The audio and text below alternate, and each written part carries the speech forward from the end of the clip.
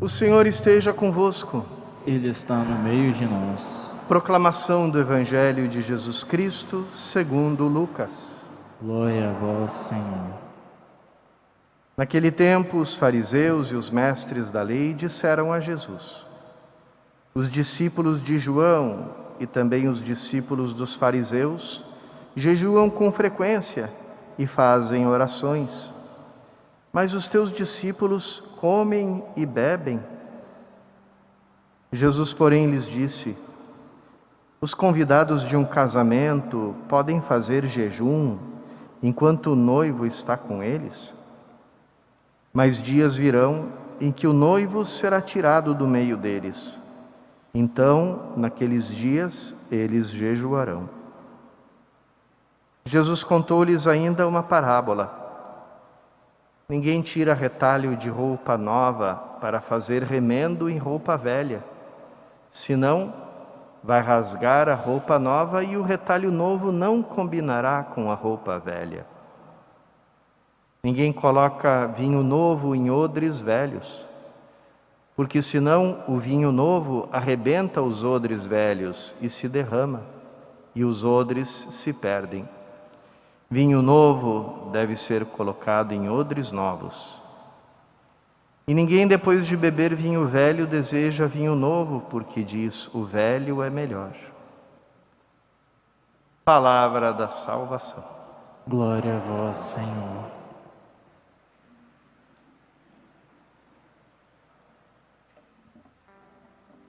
Queridos irmãos e irmãs, a Sagrada Escritura hoje, a Palavra de Deus, nos fala de uma nova forma de olhar, de contemplar as coisas. A gente começa com essa bonita declaração de São Paulo na carta aos Colossenses: Cristo Jesus é a imagem do Deus invisível. Tudo foi criado por meio dele e para ele. Diante dessa afirmação que os cristãos entenderam desde os primeiros séculos, aquela relação com a imagem tinha mudado no Novo Testamento. Não era mais aquele regime do Antigo Testamento, onde Deus proibia fazer qualquer imagem. E não somente Deus proibia fazer qualquer imagem de Deus, mas proibia fazer qualquer imagem em absoluto de qualquer criatura. Porque o homem, ao inventar, ao criar uma imagem, se colocava na posição e na postura de criador, que pertence só a Deus. É interessante que toda a pessoa que trabalha com criatividade, como existe uma luta a ser travada contra o próprio ego, né?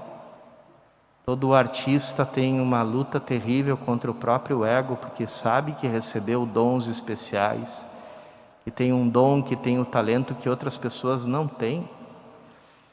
E se ele se deixa levar por esse orgulho, por essa vaidade, né? Se transforma esse dom em vaidade, ele acaba criando um pequeno monstro dentro dele, né? E um monstro que se torna insaciável. Então, é por amor que Deus, no Antigo Testamento, proibia, né, a feitura, a confecção de qualquer imagem, não só imagens de Deus, imagens santas, mas imagens de qualquer criatura.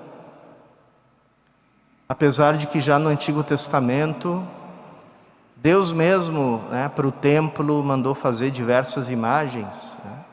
Os querubins na arca, os leões no trono, diversas criaturas, né, nos enfeites, nos adornos do templo, a própria serpente de bronze, sinal da salvação que viria com Cristo, né?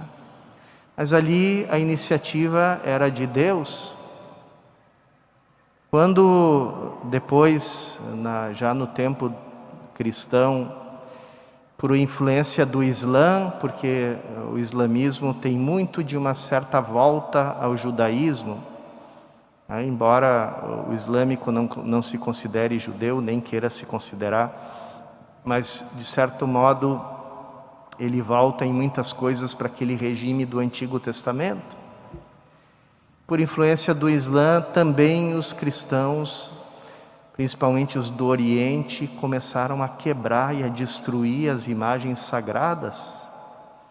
Um episódio da história da igreja que foi chamado iconoclastia, a quebra dos ícones. E diante daquilo a igreja teve que repensar, aquilo que antes era tão pacífico, porque as imagens sagradas estão presentes nas catacumbas, dos primeiros cristãos. A igreja teve que repensar o papel da imagem na sua vida de fé, na sua vida litúrgica. E ali se voltou a esse texto, Cristo, a imagem visível do Deus invisível. No Antigo Testamento, nenhuma criatura poderia representar a Deus, porque entre Deus e a criatura existe um abismo infinito.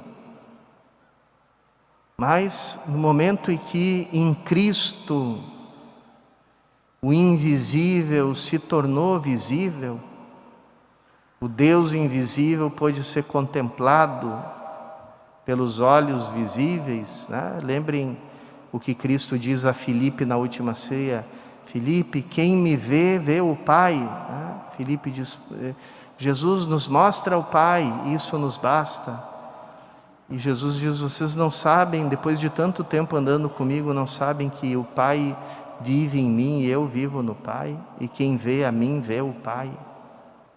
Então, Cristo, esse rosto visível, como dizia Paulo VI, acredito que já repetia de uma outra tradição mais antiga, e que muitas vezes a gente canta, Jesus é o rosto divino do homem e o rosto humano de Deus.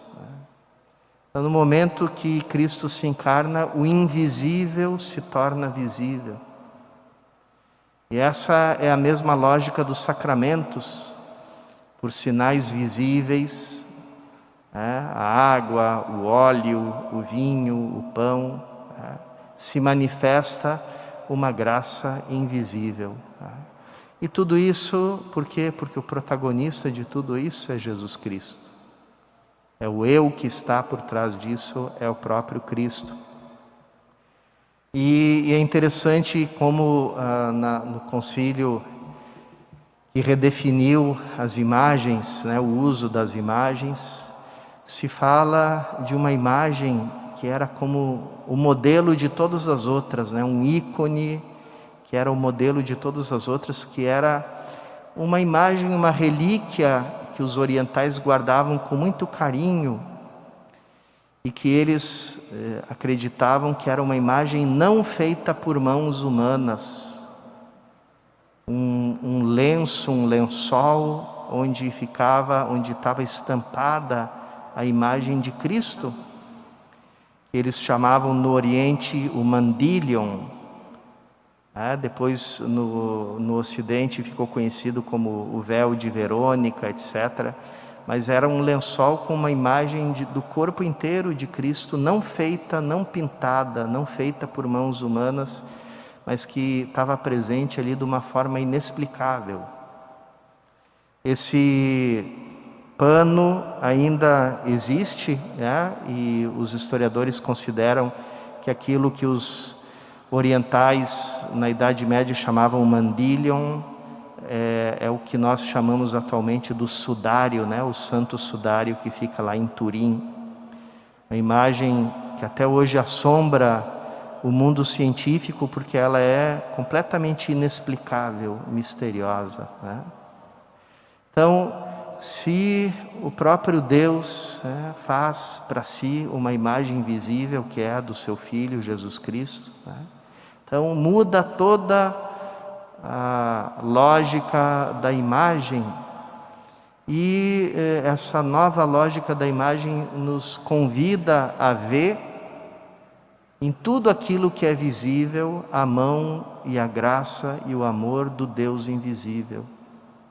Então, a imagem nos ensina a ver que toda a criação, que todo o universo é imagem de Deus, como diz São Paulo aqui, tudo foi criado por meio dele, para ele, Cristo como modelo de todas as coisas visíveis e invisíveis, todas foram criadas tendo como modelo a Cristo, em vista dele e para ele. E é com esse novo olhar que nós nos tornamos tecido novo, que nós nos tornamos odres novos, que nós nos tornamos vinhos novos. A novidade que vem de um novo olhar sobre todas as coisas. Vamos pedir ao Senhor a graça de guardar com zelo, com gratidão, com alegria, toda a obra que Ele faz na sua igreja, fazendo com que a graça invisível se torne visível aos nossos olhos.